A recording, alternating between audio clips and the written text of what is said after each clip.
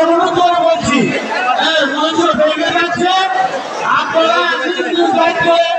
আপনারা ছেড়ে দেন। আপনাদেরকে অনুরোধ করে বলছি, আমাদের অফিসে আসলে